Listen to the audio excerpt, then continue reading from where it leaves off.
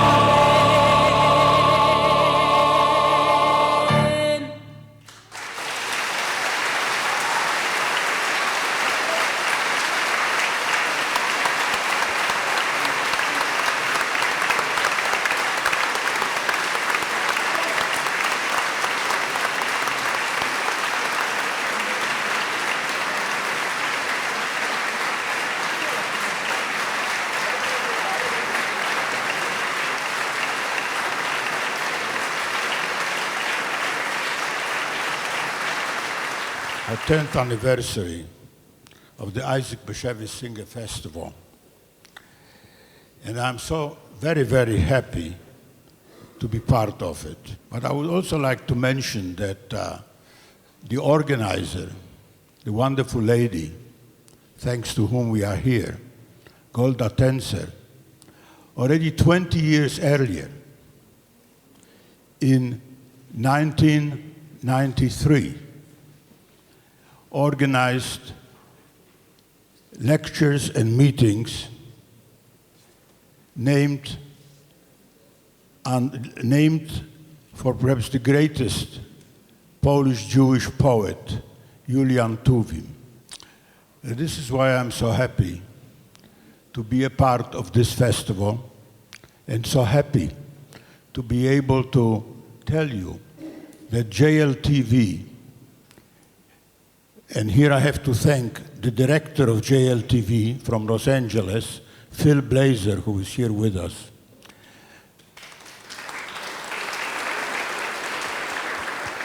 JLTV is beamed into 43 million homes in the United States.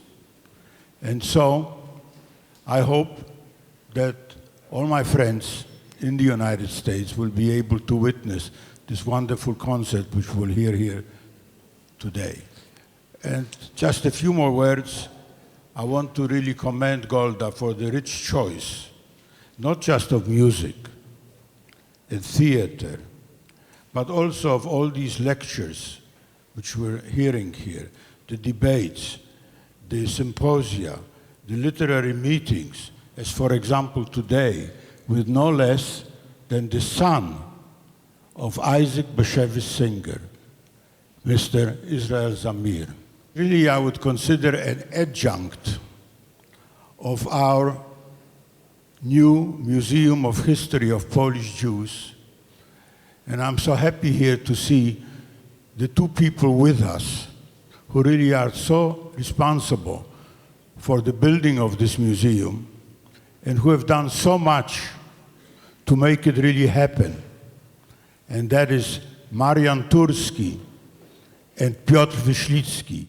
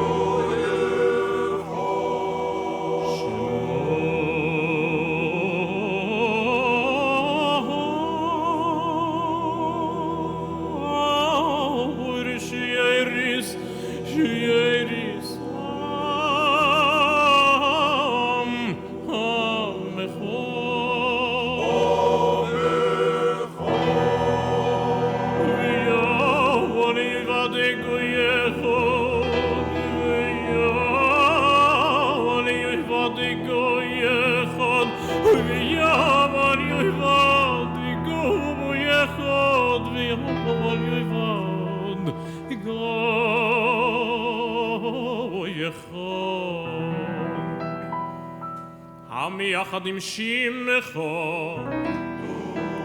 השם אלוהינו השם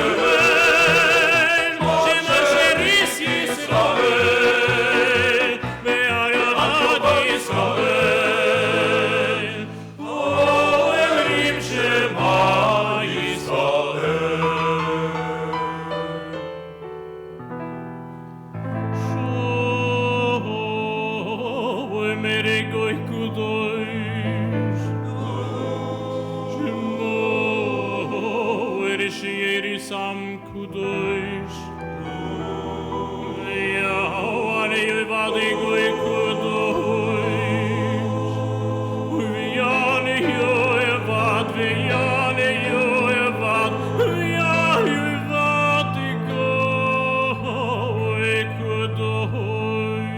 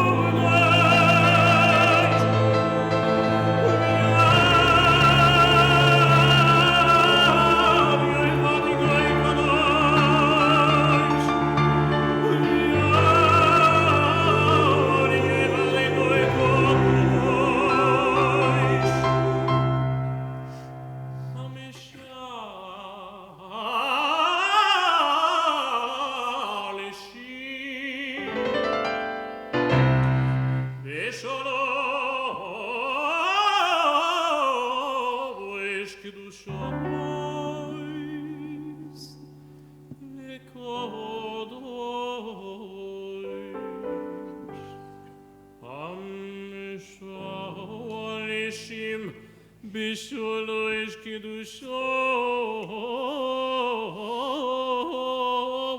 Lekodoi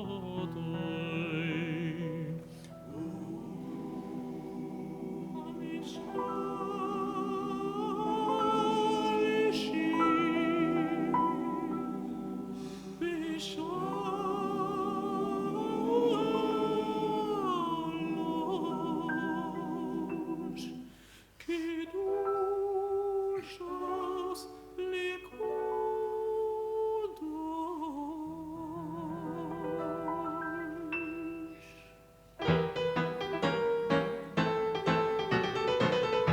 Shemir Yisroel Shemir Sheris Yisroel Yal Yevad Yisroel U'oimrim Shema Yisroel Israel,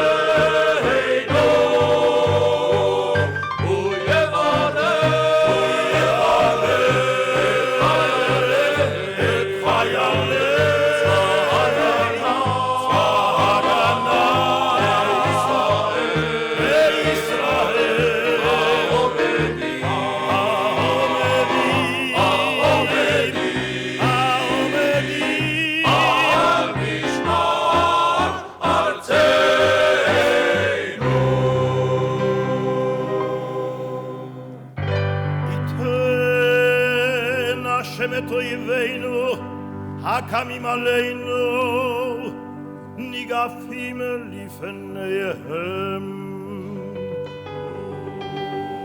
הקדוש ברוך הוא ישמור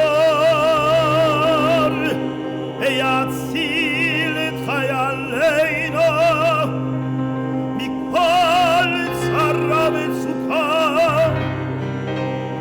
ומכל נגע ומחלה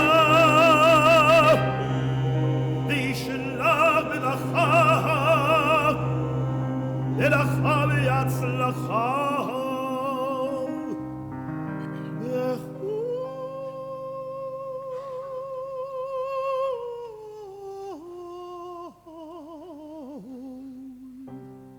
בכל מעשה ידיהם וישלח ברכה והצלחה בכל מעשה ידיהם.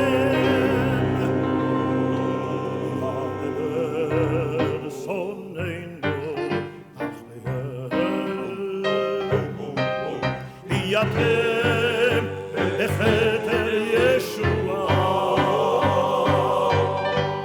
ובדרך ניצחון יקוים בהם הכתוב כי השם אלוקיכם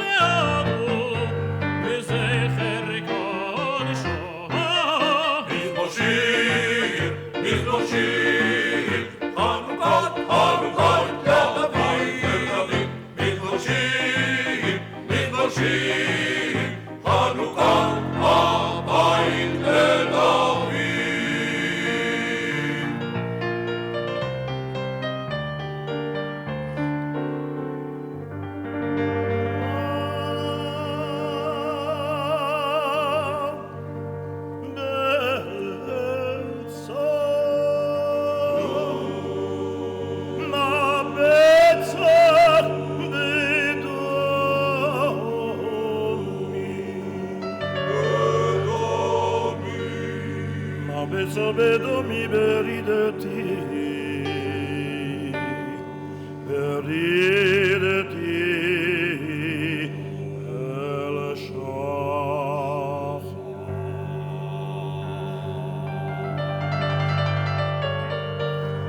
היו דחופר,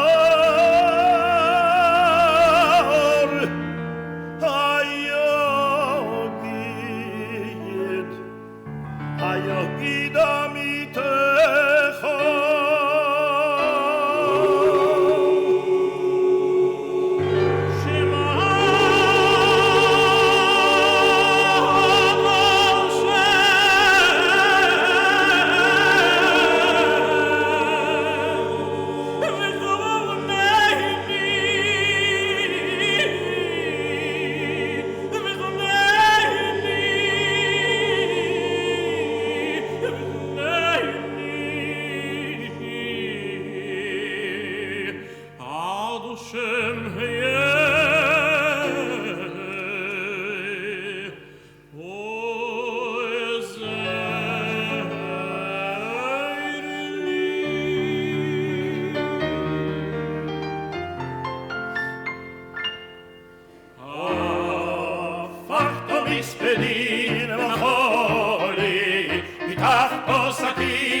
ותעזרני שמחה, הפכת מספדי לחולי, איתך עסקי, ותעזרני שמחה, מזמור שיר, מזמור שיר, חנוכת לדוד, מזמור שיר, מזמור שיר, חנוכת בית לדוד. למען יזמר חכמות,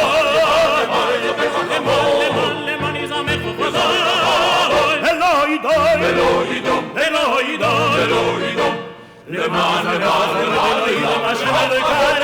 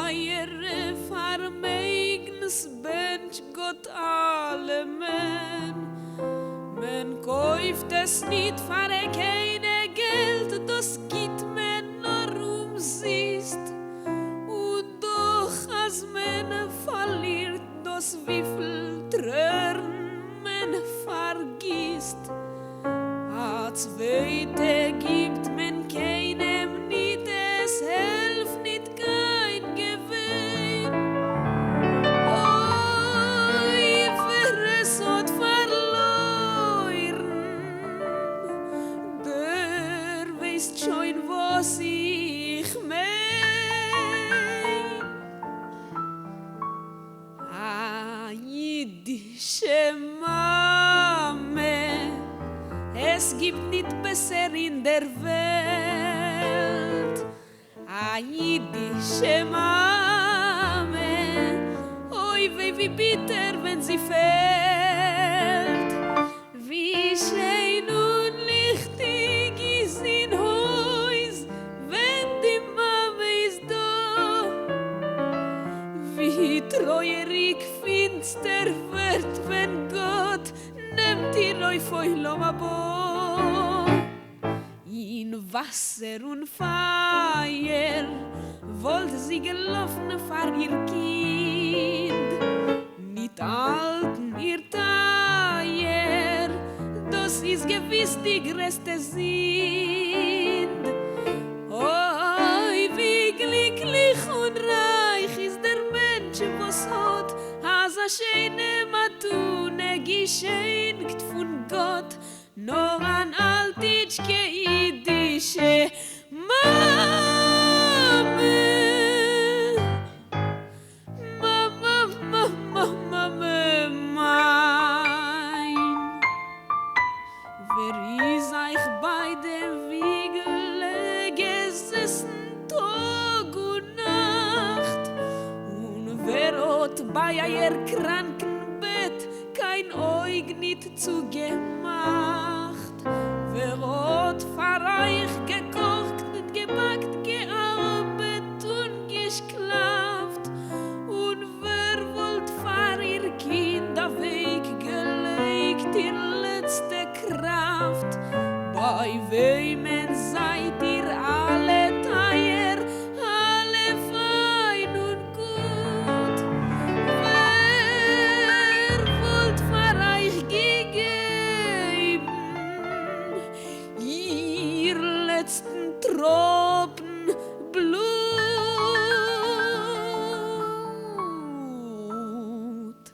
A jüdische Mame, oi wie bitte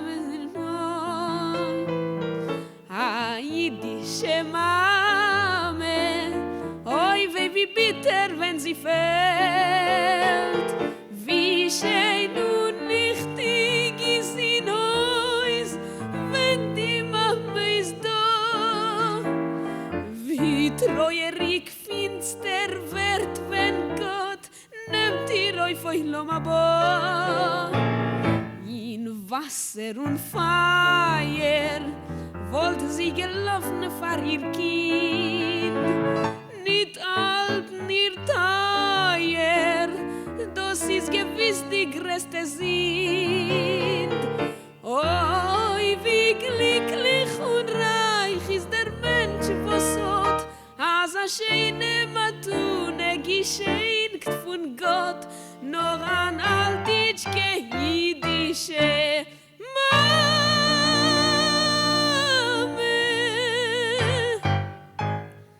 Mame, Mame.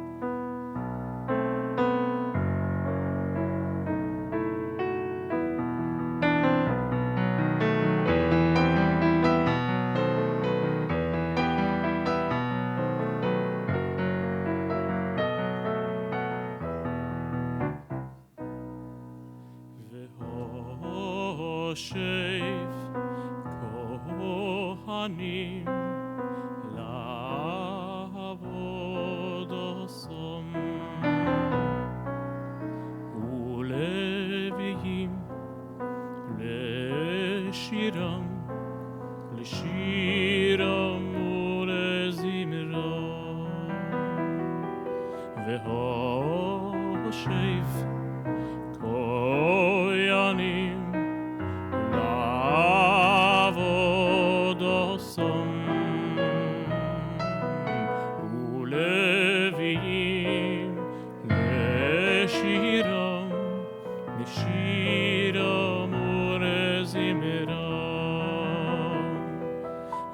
Hoshev Yisroel, Hoshev Yisroel, Hoshev Yisroel, Nineveh, Hoshev Yisroel, Hoshev Yisroel, Hoshev Yisroel, Nineveh. Return again, return again, return to the land of your son. Return again, return again, return to the land of your son.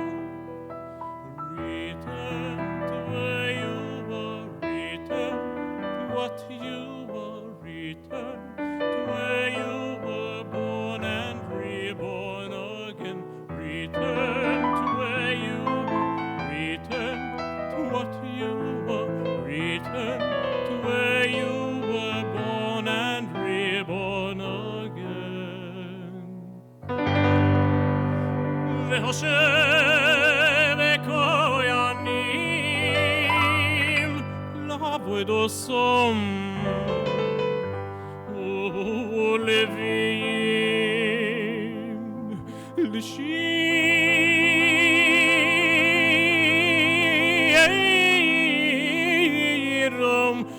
לשירם ולזמרם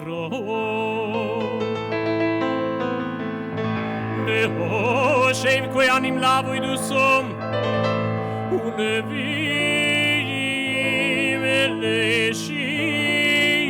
לשירם ולוויים לשירם לשירם ולזמרם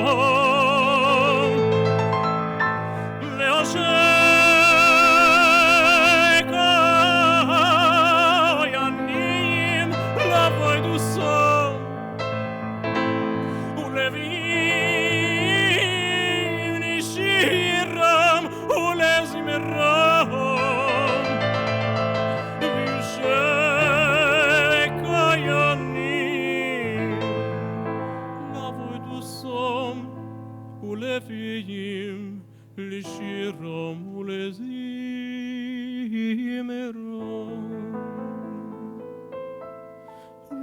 Return again, return again, return to the land of your soul.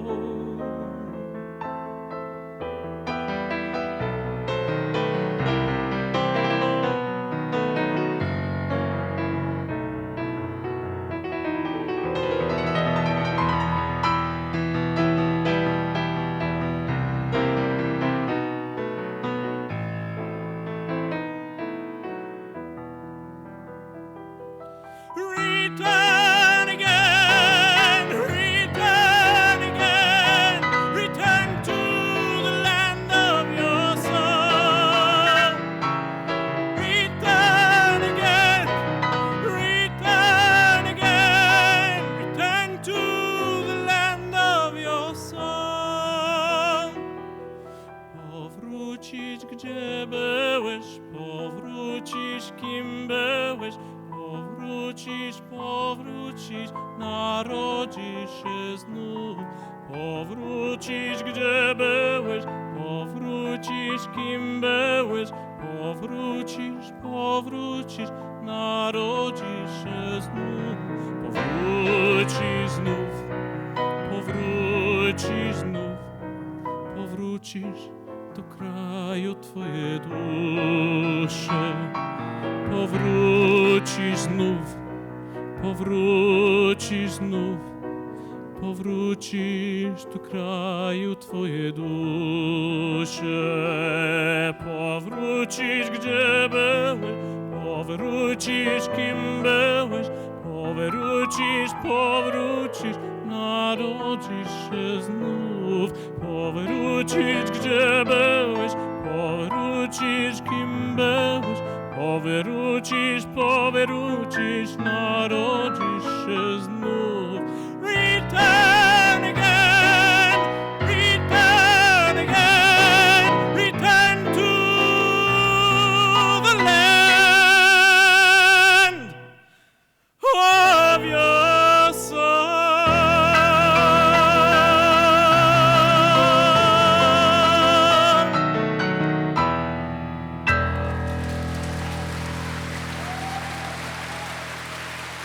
Thank you. Nothing.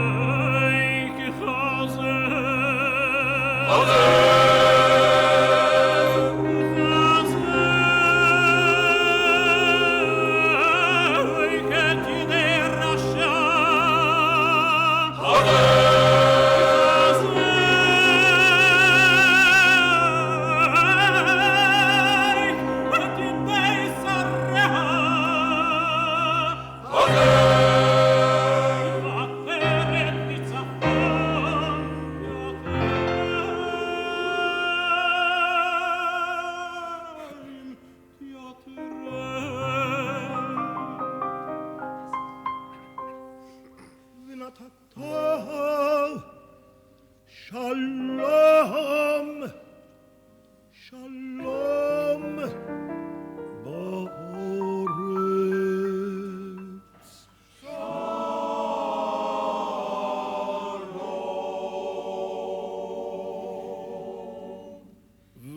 V'simchat olam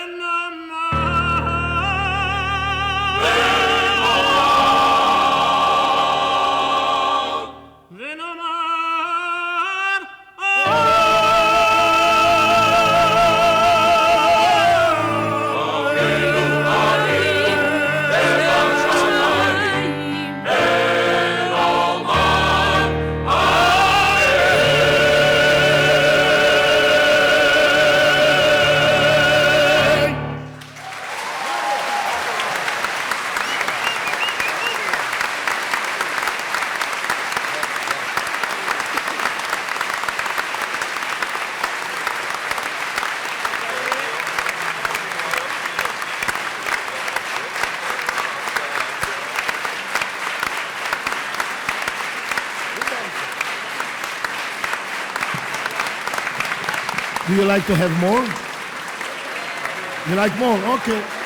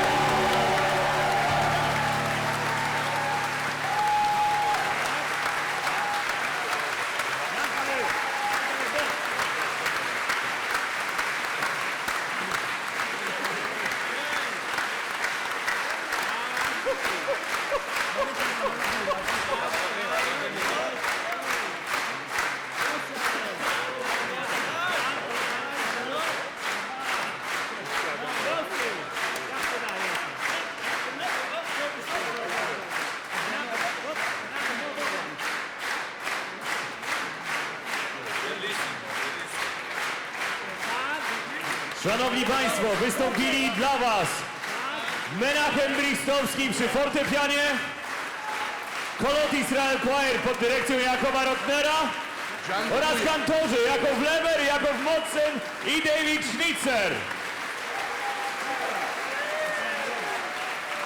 Na scenie mamy też producenta dzisiejszego koncertu, Josiego Noskowica.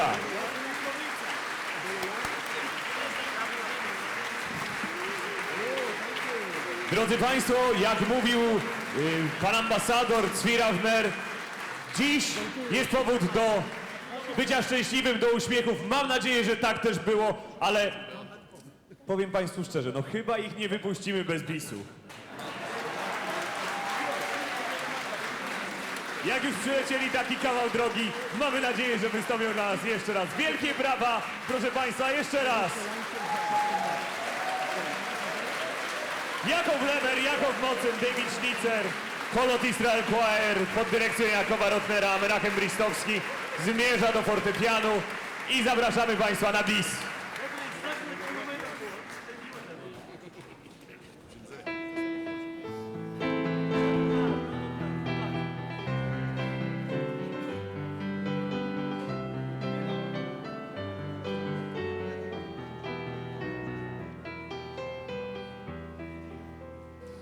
אוויר הרים צלול כיין וריח אורנים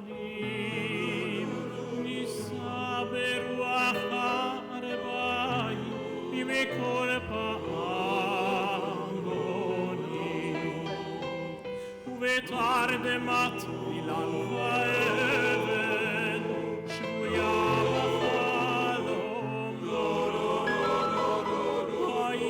אשר בטח לשבת ובליבה חומה ירושלים של זהב ושל נחושת ושל אור הלא לכל שירייך אני כינון ירושלים של זהב ושל נחושת ושל אור הלא לכל שירייך אני כינון. אך בבואי היום לשיר לך ולך לקשור כתרים קטונתי מצעיר בנייך ומאחרון המשוררים כי שמך צורב את השפתיים כנשיקת שרה אם אשכחך ירושלים אשר כולם זהב ירושלים של זהב ושל נחושת ושל אור הלא לכל שירייך אני כינון.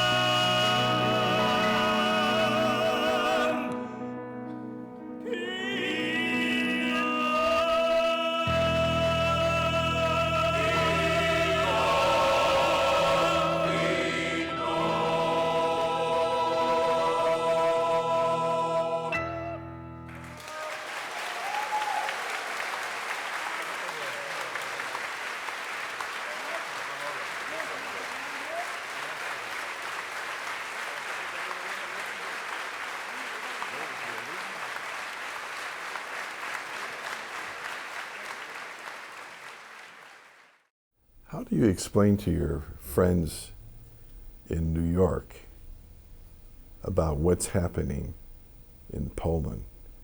Even if they were born in Poland, they couldn't really comprehend it. It's almost like an analogy of you've never been to Israel before. You go to Israel and you see how small it is, and then your whole framework changes. And what's going on in Poland seems to be an analogy to that. You almost have to see it to believe it. Well, the fact is that when you see it, you do believe it. Because good things are happening here. We are witnessing a true Jewish renaissance in Poland. There are not too many registered Jews as Jews in Poland, but there are 10 times as many people who have Jewish roots and who are interested in the Jewish tradition. And the fact is that every year there are more and more of them. And in that small Jewish community, there is a great interest in Jewish tradition,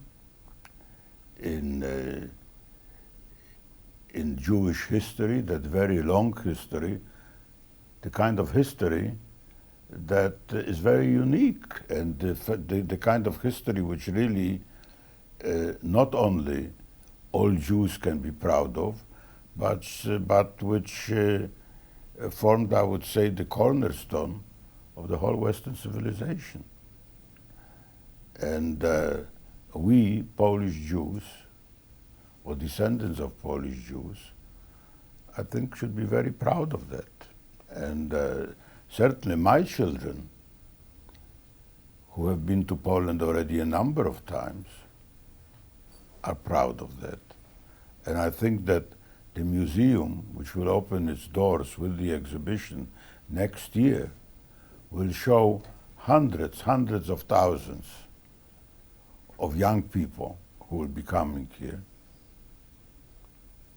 First and foremost, our young Jewish sons, daughters, grandchildren, also all the Polish children, all the people who will come here through this new portal, which our museum will provide, will really see something unique that is here, happening here in Poland.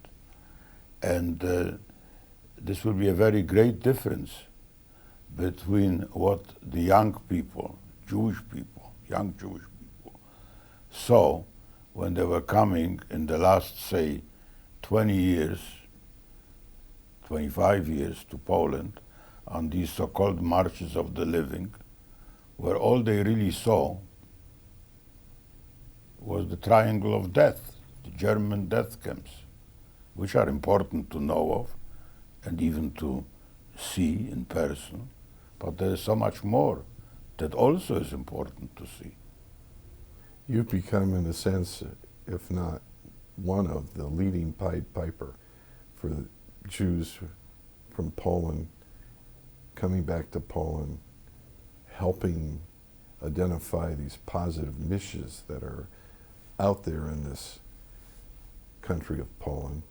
What is it from your youth or your present day that's driven you to be pushing this, letting people know that there's a misconception of what Poland's all about? What's driving you to do this? Well, first about the misconception. I would not like people to think that it's all sweet honey. And, you know, I was born in Poland. My own childhood was very happy. But I also remember that there was anti-Semitism, especially in the last years before World War II started. You see, we had here a very wonderful leader Marshal Pilsudski. We had a very good government after World War I ended. And then gradually in 30s, perhaps in tune with growing fascism in Germany, with the growing dictatorship in Russia and the reaction to it here, and unfortunately, fascism also had some followers growingly in pre-war Poland.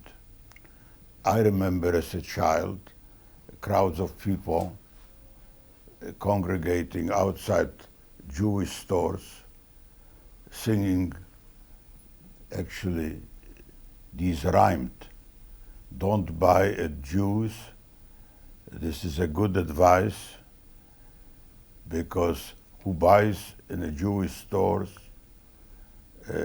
helps defeat our own Polish, that is Catholic, commerce and so on." That sort of thing. And Jewish students at universities had to sit only in the back rows. Quotas were introduced into some of the Polish universities. That's true. At the same time, you still had here 3.5 million Jews who had very, very leading roles in the almost entire Polish society. And of course, some of them were emigrating, but still 3.5 million Jews lived here before the war. And then came the war, and the Jewish community dwindled down from 3.5 million to 300,000, and then even those were emigrating right after the war, because anti-Semitism right after the war was rampant. I remember as a child that I was scared to ride in a train. In other words, I see not only what is happening today, I also remember some of the things which were happening before.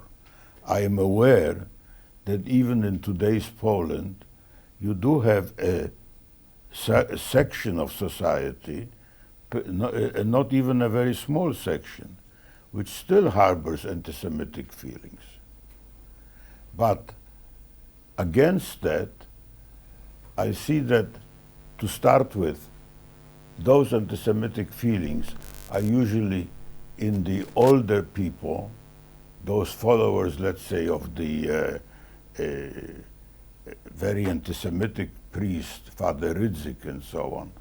He has a following mainly among older so-called devotki, old women who follow these hateful preachings. And I always repeat, and I always actually state the fact that every time one of these ladies passes away, Father Rydzyk loses a client. Hopefully, and I think it's so, it's a client whom he doesn't get back. And that's good. I think young Polish people really are not very interested in these anti-Semitic preachings and so on. And again, certainly that you can see when you travel through Poland and when you see these young kids, but also accompanied in many cases by their uncles, by their parents and so on, those who attend these festivals, those who are so interested in all the movies, for example, dealing with subjects which are very delicate, and yet they are actually interested in finding out more and more about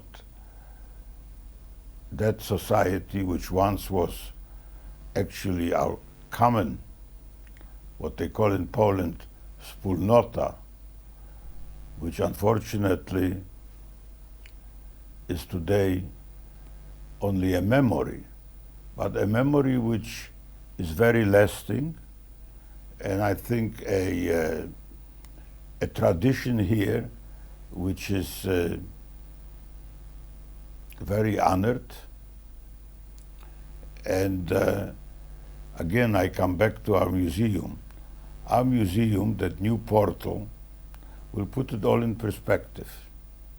And I think that all these visitors who will come here, and all those Poles who are so interested in perpetuating that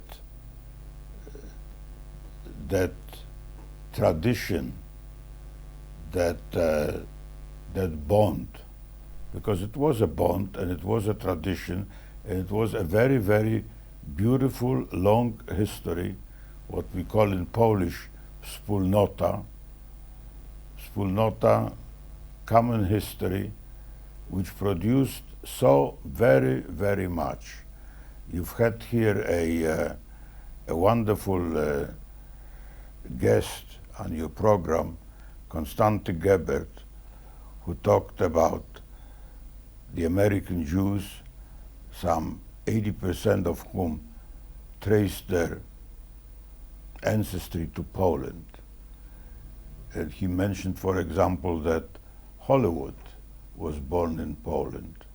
Well, not only Hollywood was born in Poland, Israel was born in Poland. And what we call today our Jewish religion and tradition, also all these trends, the religious trends, starting with Hasidism, Kabbalah, Zionism, all of that, when I mentioned here Israel as having been born in Poland, well, the Halutzim, 90% of them came from Poland. Every single president either was born in Poland or his parents were born in Poland. Every prime minister of Israel was either born in Poland or his parents were born in Poland. Well, when you think about all these hundreds of years, some of the greatest Polish poets, such as Korczak, Tuwim, Brzechwa, some of the great painters, the whole mathematical school in Poland, trade, industry, we were all part of it here. You know, the great Polish hero, Tadeusz Kościuszko, who was also a great hero during the American Revolution, his chief lieutenant, the man who actually led the Polish cavalry and whose entire regiment consisted of Jews, was Berek Joselewicz. In cutting among these murdered Polish officers, you had 1,200 Jewish officers who were murdered because we fought in Polish wars. We were part of the society. We're part of the society here for 1,000 years. Since the destruction of the temple in Jerusalem, more Jews lived in Poland than anywhere else in the world. But our presence here was very productive. You know, I sometimes mention Morocco, for example.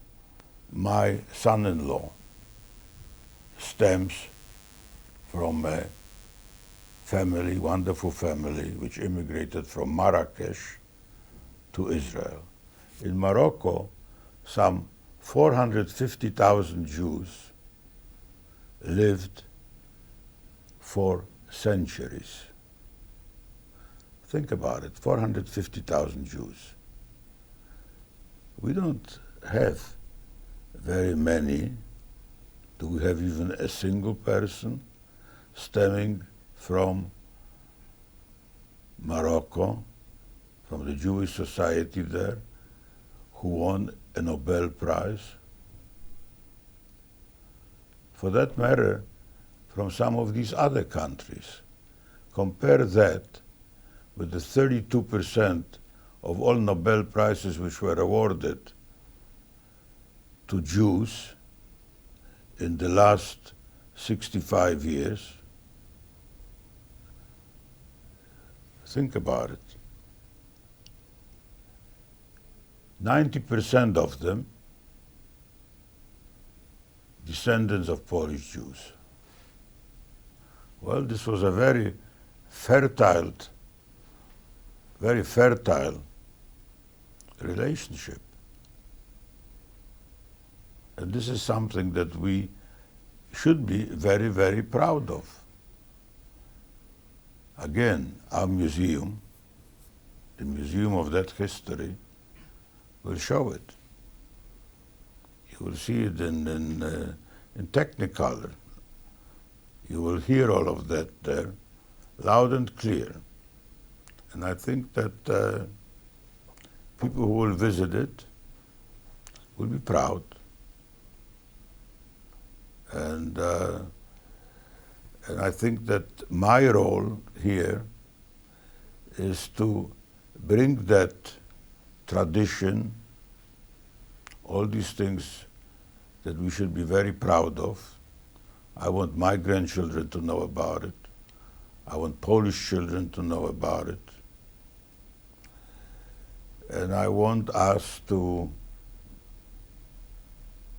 be proud of being Polish Jews.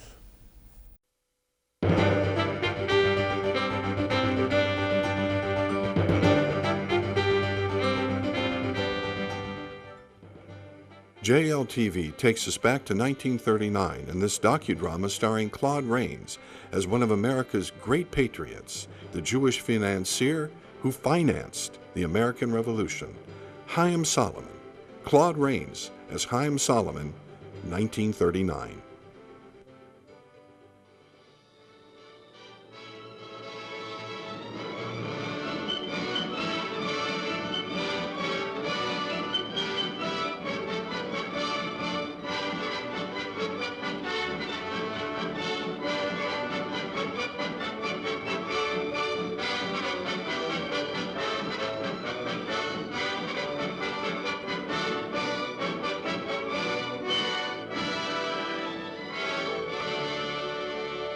The first Americans were Europeans who came to the New World in search of liberty.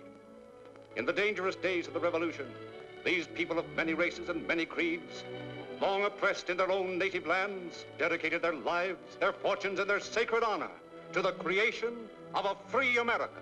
In September 1776, in an abandoned loft on the New York waterfront, the Sons of Liberty met in secret council. Alexander McDougall, a patriot with a price on his head, proposed a candidate for membership. We came over on the same ship together 4 years ago. And during that long voyage, we discussed each other's thoughts and our hopes for the new country. And for that reason, gentlemen, I can readily vouch for Chaim Solomon. But would you mind if I ask you a question? No, not at all. Why did you come to America? Persecution and intolerance drove my family into exile. From Spain to Portugal, from Portugal to Germany, and from there into Poland, where I was born. I came to America in search of liberty. I found it here. And now that that liberty is threatened, I want to join those who are fighting to secure it. We're honored to have you with us, Solomon. Congratulations.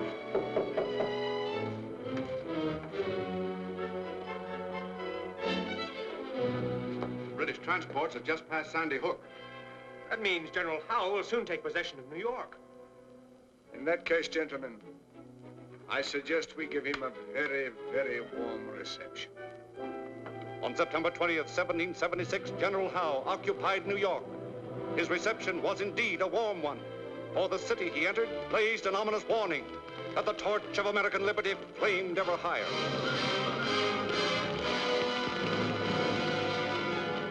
Look at that. That's a great blow for the cause. It'll be even greater if the flames have reached their ammunition and supply ships.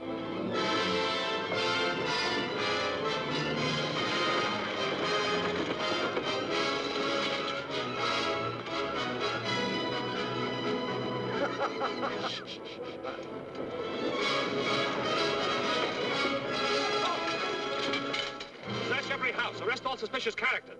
Firemen, dismount! You better get on while you can. If we can just get across the river to Jersey. You go, McDougal. I'll stay here. But, man, you'll be safer with the Continental Army. I know. General Washington needs men here in New York to watch the British. Well, Laddie, maybe you know best. I'll be going. And bless you. Bless you, McDougal. What are you doing here? Watching the fire. Anything wrong? Yes, you. Come on, bring him along. I am Sullivan. You are charged with being an active member of a rebel organization known as the Sons of Liberty, of aiding and abetting the enemies of the Crown, of assisting said enemies in the wanton destruction of stores intended for the British forces. What have you to say for yourself? Nothing. Where is Alexander McDougal, the leader of the Sons of Liberty? I don't know. Oh, come now, Mr. Shalom. You're a man of intelligence, a man of business. What have you in common with these rebels? A love for liberty. A yearning for freedom and equality. Never mind that. The right to say what we please. The right to worship as we please. Take him to Provo prison.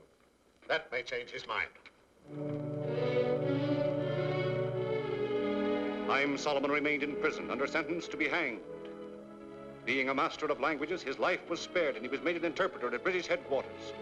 While acting in his new capacity, he became a spy for General Washington and aided many American prisoners to escape. One night, a year later, in the home of Haim Solomon. Haim, dear, it's very late. You can do that tomorrow. You must get some rest. Not yet, my dear. Unless this information gets to General Washington before the morning, and it costs the lives of hundreds of our soldiers. I'm afraid. Afraid for you and for the children. Why don't we go to Philadelphia? You're risking your life every day we stay here. Rachel, wrought into the metal of the Liberty Bell are the words, "Proclaim liberty throughout the land, unto the inhabitants thereof." And not until that has been done will my work be finished.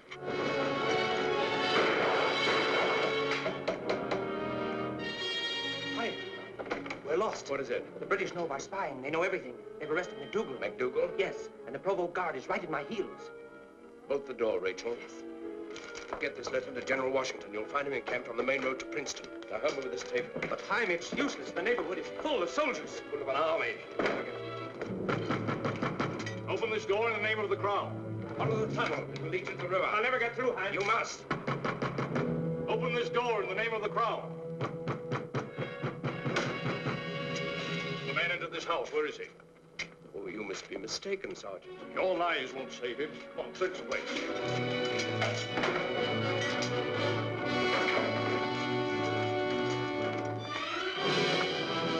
Sergeant, look at this.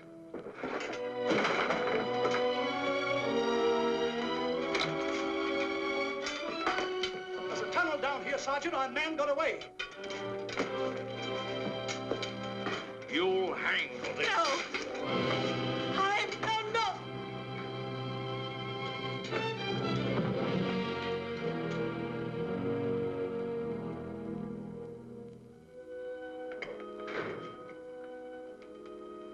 I think you're another spy that's been put here to get evidence against us. He's all right. I know him. Don't you remember me, Haim? I was your neighbor. Jacob. We wondered what had become of you. I've been rotting here for 6 months. But in a few hours, the soldiers will free me. With their rifles.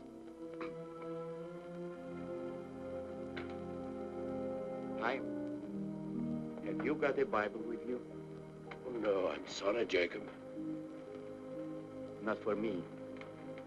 It's for a young fellow condemned as a spy. He's a good Christian lad and needs a bit of comfort. He's asked the guard for a Bible. They ignore him. So I thought... Perhaps I can help him, Jacob. This is my friend. He wants to help you. Oh, do you by any chance remember the 23rd Psalm? I learned it as a child, but now The Lord is my shepherd. I shall not want. He maketh me to lie down in green pastures. He leadeth me beside the still waters. He restoreth my soul. He leadeth me in the paths of righteousness for his name's sake. Yea, though I walk through the valley of the shadow of death, I will fear no evil, for thou art with me. Thy rod and thy staff, they comfort me. What is your name, young man? Nathan Hale.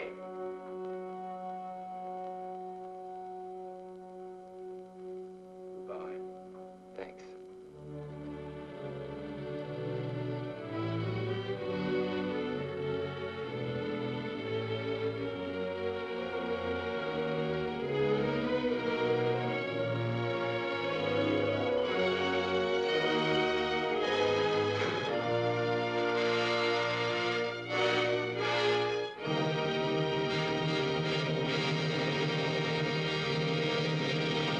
The night before Chaim Solomon was to be hanged, he escaped and made his way to Philadelphia.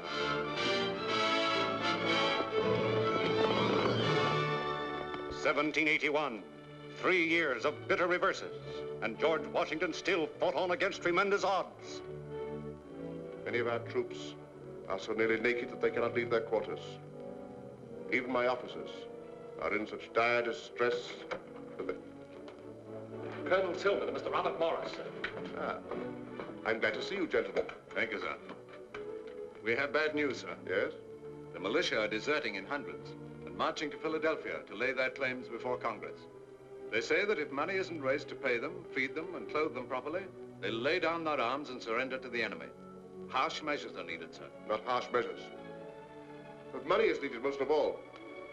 I was just writing an appeal to Congress. Congress with an empty treasury. It must be replenished. As Superintendent of Finance, I can assure you, General Washington, that I have exhausted every possible source of revenue. We're living in times of sacrifice, Mr. Morris. Those patriots who've given before must give again. Colonel Tillman, Sir. make ready to ride at once to Philadelphia. I want you to deliver a message to Chaim Solomon.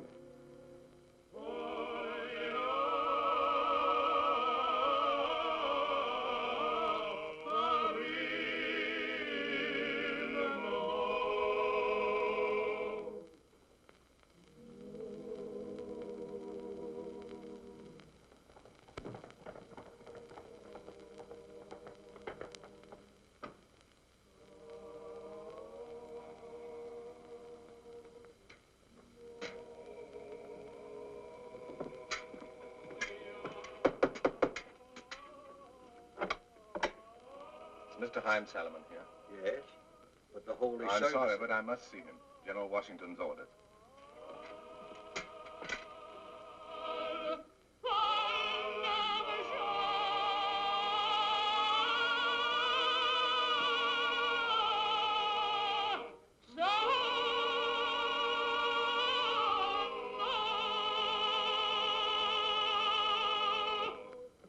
Colonel Tillman. Mr. Solomon. What is it? Why are you here? I have an important message from General Washington. Will you open it, please?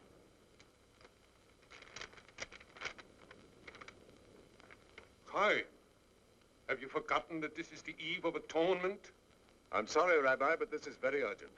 Is it of greater urgency than our holy service? Forgive me, Rabbi, but this gentleman brings a message from General Washington. Washington? Yes, Rabbi.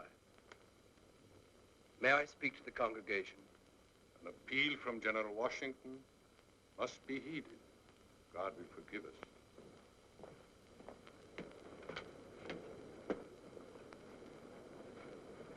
My friends, the struggle for our independence is in danger of being lost.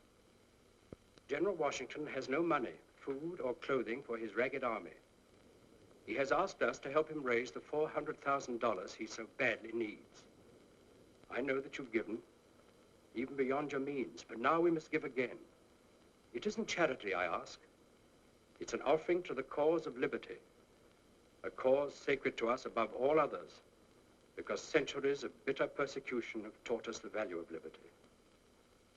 If we want to continue living as free men in a free land, if we want to bequeath to our children this priceless heritage, then we must give. It is not our duty to leave wealth to our children. It is our duty to leave them liberty. I can raise 10,000 on my store. You can have that, Mr. Solomon. It is too much, Mr. Lyons. You have already given 2 sons. Yes, but I want to be sure they did not die in vain. I'll sell my crops. That will bring at least 6,000. 6,000. To be added to the arm you left at Brandywine. I can raise 1,000. Mr. Solomon, I still have $400 of the money my husband left me. If you give that to General Washington, how will you live? Never mind. God will take care of me. Rich and poor of every faith and creed contributed to Heinz Solomon to aid this great cause. That makes a total of $368,500. Still leaves us a bit shy. How much did our fees come to on that last shipment of Virginia tobacco? 35,000. Apply that to make up the necessary amount. Very good, sir. We must get the money to General Washington's headquarters at once. Mr. Morris has arranged for a military escort to accompany us.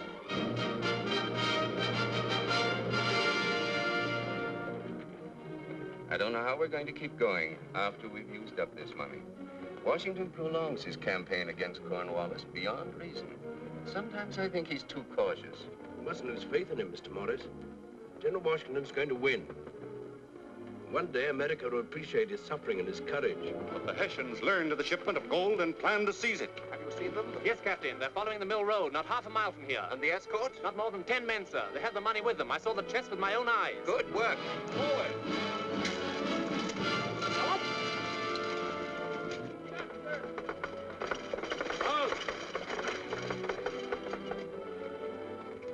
Look out, sir. A troop of British cavalry. We're outnumbered 3 to 1. What's the trouble, Colonel? British cavalry about to attack, sir. We'll have to run for it. Get up, you!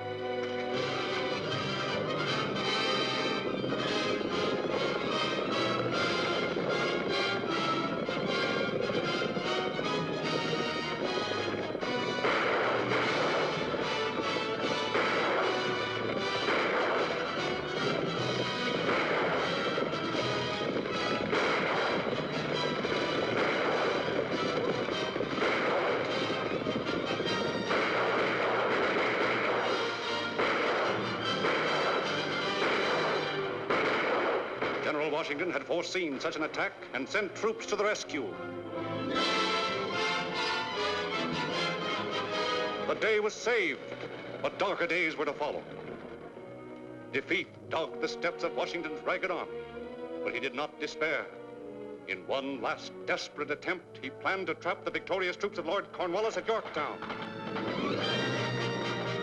Here! Cornwallis surrendered to Washington at Yorktown.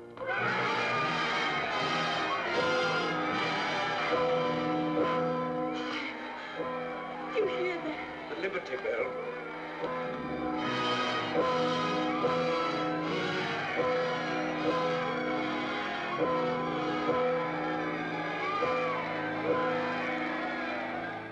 Then in Philadelphia, on a Saturday in 1785,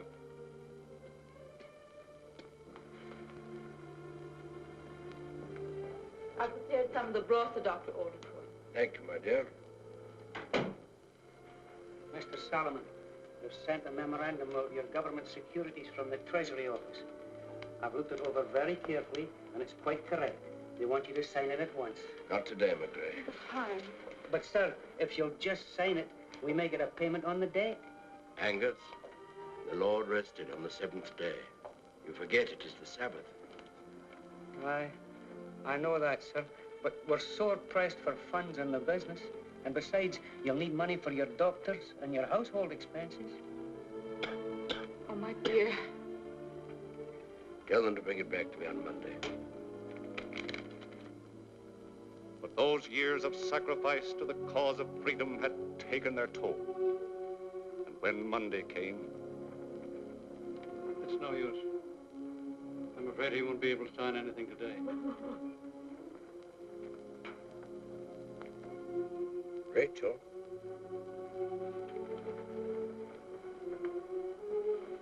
Oh, my dear. Rachel, forgive me if I've divided my love. I'm a dog. I have been faithful to you and to my country. I'm sorry I leave you nothing of material worth. But I do leave you a sacred trust to raise our children to be good Americans.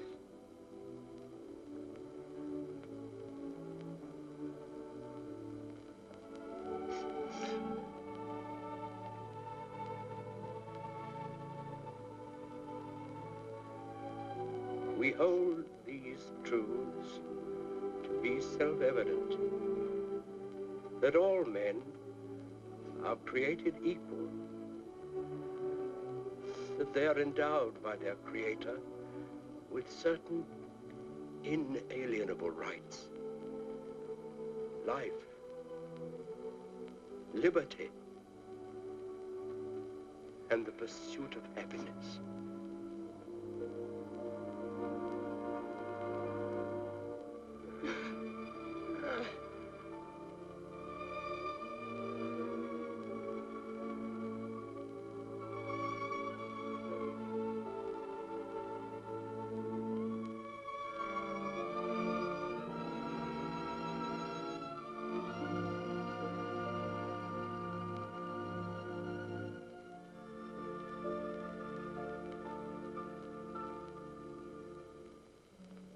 Gentlemen of the Congress, on Thursday died our friend, Haim Solomon, a patriot. He was indeed our friend. With a generous hand, he cast his entire fortune to a cause in which we believe. He gave us his all and died almost penniless. The debt we owe him is so great that we can never hope to repay him. But if we zealously guard and keep inviolate the liberty, the equality, those basic human rights that he fought with us to establish, then Haim Solomon, our little friend from Front Street, will feel that his great sacrifice was not in vain.